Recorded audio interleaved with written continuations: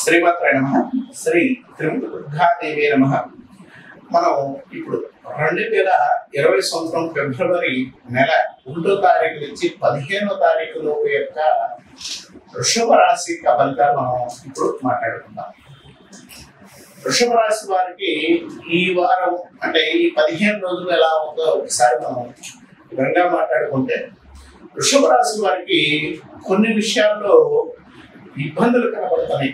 ఏంటి అంటే, రుణానికి సంబంధించినంత వరకు కూడా మీరు రుణాలు ఇచ్చిన లేదా రుణాలు మీరు అప్పు చేసిన వారి దగ్గర నుంచి ఒత్తిడులు ఎక్కువ ఉండే అవకాశం కలిగి ఉంటారు. ఫస్ట్ ఈ పాయింట్లో మీరు చాలా జాగ్రత్తగా ఉంటుంది. ఎందుకంటే రుణం మీరు ఇచ్చిన వారి దగ్గర నుంచి తలకానిపులు వస్తుంది. మీరు రుణం చేసినా కూడా మీకు వాళ్ళ నుంచి తలకానిపులు వచ్చే అవకాశం కలిగి ఉంటారు. కాబట్టి పదనార్థం అంతా కూడా అంటే ఈ 15 రోజులు కూడా కొంచెం ఇబ్బందులు ఉండే అవకాశం మాత్రం వృషభ రాశి వారికి ఉంటుందని చెప్పుకోవచ్చు. మీరు ఎక్కువగా ప్రయాణాల విషయాల్లో కూడా తగు జాగ్రత్తలు తీసుకొని అంటే కొంచెం ఇబ్బందులు ఉండే అవకాశం కలిగి. నెంబర్ 2 పాయింట్, ప్రయాణాల విషయాల్లో కూడా తగు జాగ్రత్తలు తీసుకొని ప్రయాణాలు చేసుకుంటే చాలా మంచిది. కొన్ని ప్రయాణాల విషయాల్లో కూడా కొంత ఇబ్బందులు ఉండే అవకాశం కలిగి ఉంటారు. కాబట్టి ఈ విషయాల్లో కొంచెం ఇబ్బందులు ఉండే అవకాశం కలిగి ఉంటారు. కాబట్టి కొంచెం వృషభ రాశి వారు ఈ టైంలో జాగ్రత్తలు తీసుకొని ముందుకు వెళితే చాలా మంచిదని చెప్పుకోవచ్చు. గోచారరీత్యా వృషభ రాశి వారికి మంచి ఫలితాలు ఉన్నాయి. అంటే అన్ని నెగిటివ్ చెప్తున్నారు వృషభ గారు అనుకోకండి.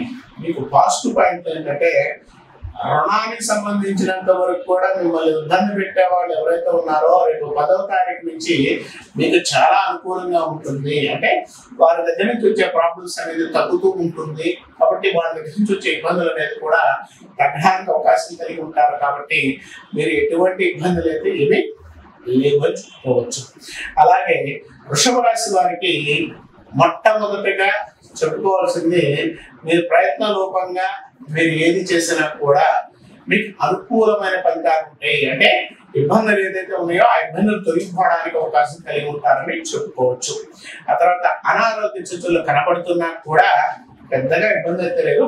అనారోగ్యం నుంచి మారి కొత్తగా అంటే ఆ ఇబ్బందులు ఏదైతే ఉన్నాయో ఆ ఇబ్బందులు కూడా ఎన్నాళ్ళు పడుతున్న దీర్ఘకాలిక రోగాలు, దీర్ఘకాలిక ఉంటాను చూడండి, అలాంటివి కూడా తప్పిపోయి ఇప్పుడు ఫ్రీ అవుతున్నారు. అంటే ఇబ్బందులు తొలగిపోయి కొంచెం ఫ్రీ అవ్వడానికి కూడా వృషభ రాశి వారికి ఇప్పుడు ఈ టైం అనేది చాలా అనుకూలమైన కాలము అని చెప్పుకోవచ్చు.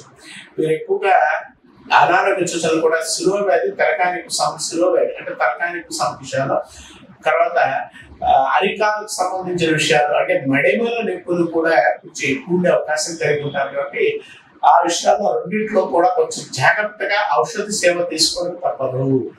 కానీ ఫిబ్రవరి 10వ తారీఖు నుంచి వృషభ రాశి వారికి చాలా అనుకూలమైన కాలము. అంటే ఇప్పుడు దాకా కూడా వారు పడుతున్న బాధలు ఏదైతే ఉన్నాయో ఆ బాధ నుంచి తొలగిపోయి ముందుకెళ్లే తత్వాన్ని, ముందుకెళ్లే అవకాశం కలిగి ఉంటారు అని చెప్పుకోవచ్చు. తర్వాత కృత్తికా నక్షత్రం వారికి మాత్రం వృషభ రాశి వారికి వ్యాపారస్తులకి శుభకాలము. అంటే ఈ నక్షత్రంలో అంటే ఈ నక్షత్రంలో పుట్టిన వారికి ఈ టైంలో శుభకాలం అని చెప్పుకోవచ్చు. అంటే వ్యాపార పరంగా ఏదన్నా చేసుకున్న ప్రయత్నాలు ఏదైతే ఉన్నాయో ఆ ప్రయత్నాల్లో మీరు ఇప్పుడు విజయాన్ని సాధిస్తారు. అంటే ఎన్నాళ్ళు ఇబ్బంది పడుతున్నా కూడా ఇప్పుడు విజయాన్ని సాధించే అవకాశం కలిగి ఉంటారు. విజయాన్ని డెవలప్మెంట్ ఉండే అవకాశం కూడా వృషభ రాశి వారికి ఈ టైంలో ఎక్కువగా ఉంటుంది అని చెప్పవచ్చు. తర్వాత మీ శత్రువులుగా ఉన్న వారు ఎవరైతే ఉన్నారో వారి మీద మీ యొక్క హస్తాన్ని పైగా అంటే విజయాన్ని సాధించే అవకాశం కూడా వృషభ రాశి వారికి ఈ టైంలో ఉంటుంది. కృతిక నక్షత్రంలో పుట్టిన వారికి, రోహిణి నక్షత్రం వారికి చాలా అనుకూలమైన కాలము. అంటే వారి ప్రయత్నపూర్వకంగా ఏ ప్రయత్నాలు తీసుకున్నా కూడా ఈ టైంలో మాత్రం కొంచెం అనుకూలమైన కాలం అని చెప్పుకోవచ్చు. స్త్రీలకు సంబంధించినంత వరకు కూడా మంచి డెవలప్మెంట్ ఉండే అవకాశం కలిగి ఉంటారు. వాళ్ళు వృత్తిపరంగా కూడా సక్సెస్ అయ్యే అవకాశం కలిగి ఉంటారు. వృత్తిపరంగా కూడా ముందుకు వెళ్ళే అవకాశం కూడా ఈ టైంలో బాగుంది అని చెప్పుకోవచ్చు. తర్వాత మృగశిర నక్షత్రం వాళ్ళకి మాత్రం కొంచెం చిన్న చికాకులు కనపడుతున్నాయి. కానీ చికాకులు ఉన్నా కూడా దైవికంగా ఏదైనా ఇబ్బందులు ఉన్నా కూడా దైవికంగా తప్పిపోయి ముందుకెళ్లే తత్వాన్ని కూడా కలిగి ఉండే అవకాశం కలిగి ఉంటారు.